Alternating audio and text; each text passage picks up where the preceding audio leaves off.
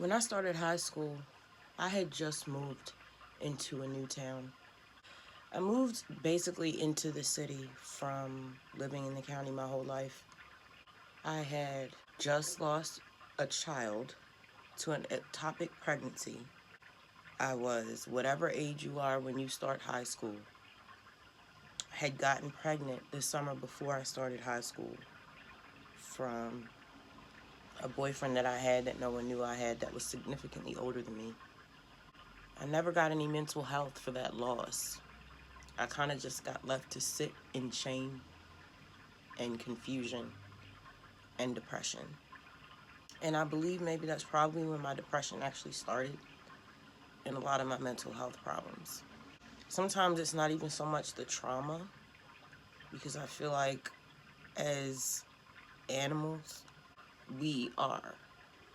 We some on some deep level we know that we're gonna experience pain. It's just it comes with life. I feel like we're built to deal with pain.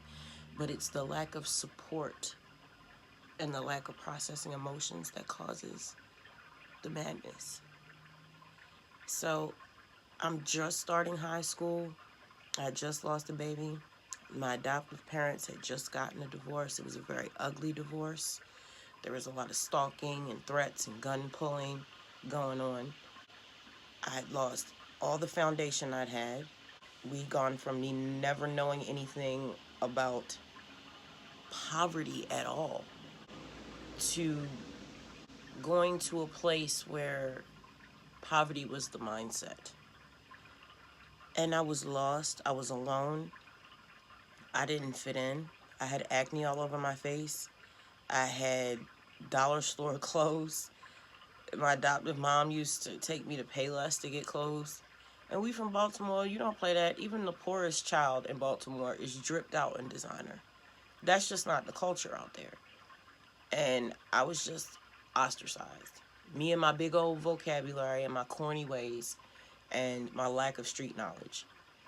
Do you know what it's like to go to school and ride on a bus, go to a bus stop where everyone in your neighborhood knows each other and no one talks to you?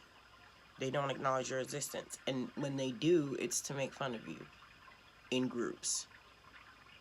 Groups of people cracking on you from your head to your shoes to how you just everything. My hair, my lips, my clothes. It was just nonstop. And that was my experience. Just for me to meet someone older, because I'm a freshman and I meet a senior, a dusty senior, and end up getting pregnant again and then forced to abort the baby.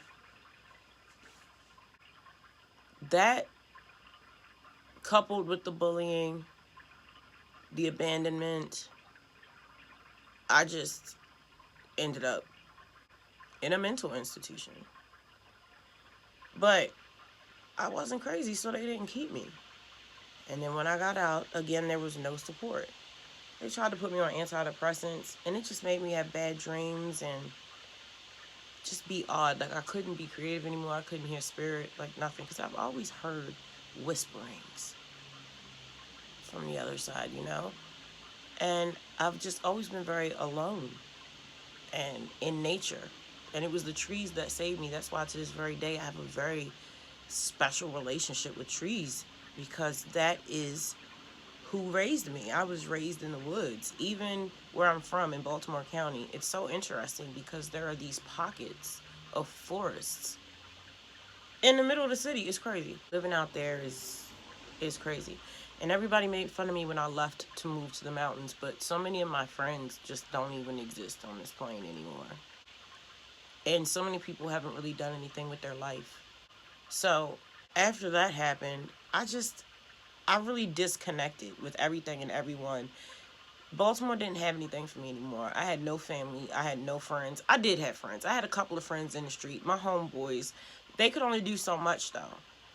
My adoptive mom loved to kick me out if I missed curfew. And I'm talking about it's a snowstorm. I'm 15. My curfew was 10 o'clock. I came back at 10:30. She's locking the door. I have nowhere to go. And I ended up turning my first trick at 15 because my adoptive mom, locked me out when I missed curfew. She wouldn't let me come back, and I was literally starving. Starving, had no place to sleep. I was cold, I was exhausted, and I ended up sleeping with two strangers that night to have money. And I don't know how I'm alive. I don't know how I don't have an STD. I don't know how my mind still works with this stuff that I've been through. And I could never see myself doing that to my daughter. And that's why I feel like in my situation, it has to be because I'm not her blood child. Because how can you do that to something that is essentially you? Maybe she just didn't see herself in me. I see myself in every woman. I see beauty in every woman. I see myself in a lot of men. I see myself in most animals.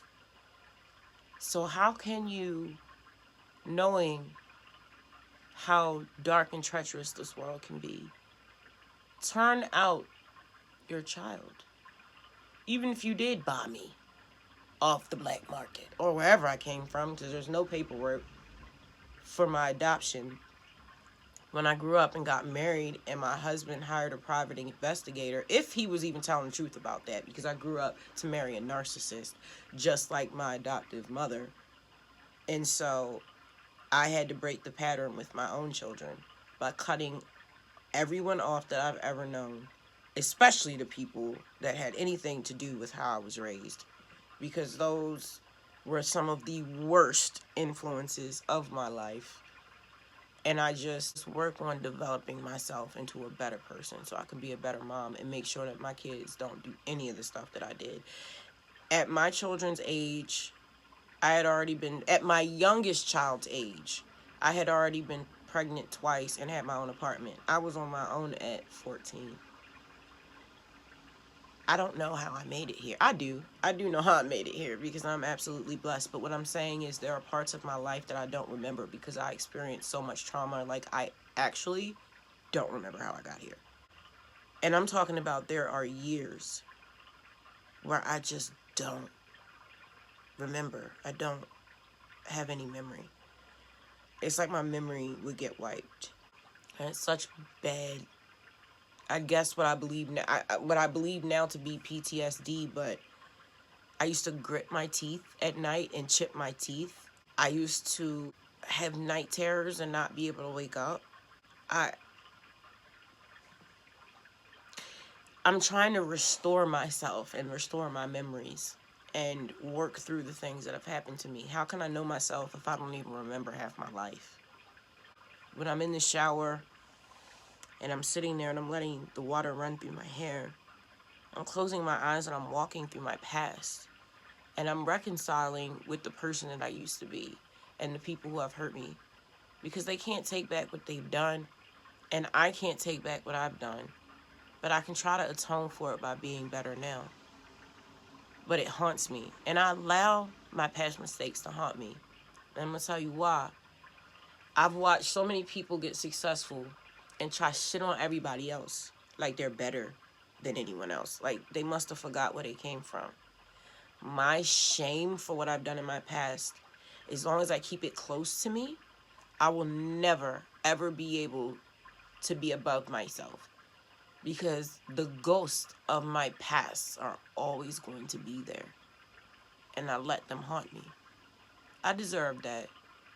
I should have to go through that. Because the things that my kids have been through because of my absence, there's just no forgiving that.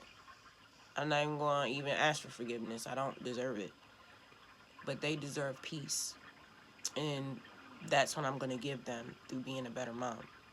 So I'm going to have to take some time and meditate over the next few years because I actually don't have too many memories about anything up until the age of almost 16.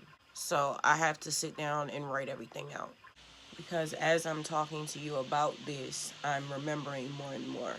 So this is therapeutic for me, and I hope that it helps someone else see that there is life on the other end of the obstacles that we face.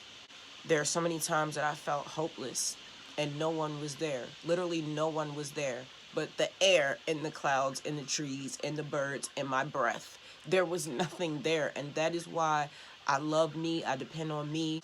I spend time with me. I get to know me. Nothing else is more important than knowing yourself, because I always got me. Me and me always got our back. Like, there's no one else on this planet that I trust more than myself. I'm a soldier. We go hard. No one else has been there to bear witness to my accomplishments and to my strength and my weaknesses. I can't lie to myself. I can't hide from myself. I know when I've bitched up. I know when I haven't shown up. I know when I've done things that were incredible. Just incredible. That I can't even bring myself to tell other people because it would seem so prideful and boastful. But I know I did it. I know what I can do. I know what I've done. And I can keep my own secrets. I honor myself. You hear Isis? She does this every single time. Why are you being a menace? Oh. Ah! You really showing off. So I don't really remember. The next part of my life, right before I go to Job Corps, that's when it really starts to get interesting. Thank you so much for spending time with me here in Fury World. If you're interested in checking out my music, it's available on all music streaming platforms worldwide under my artist name, The Fury of Abyss. If you or anyone else you know have experienced a trauma, don't keep it to yourself. You have to talk about it. Secrets really do keep you sick. The secrets that you know you shouldn't keep. And it's not a matter of protecting someone. It's a matter of freeing yourself from something that can cause you disease and sickness of the mind, heart, and spirit. Talk to someone, preferably a professional, because the only reason that they are involving themselves is to help you. They have no vested interest, no reason to manipulate or hurt or take something from you. They're just there to help. I love you, and I'll catch you in the next episode. Peace.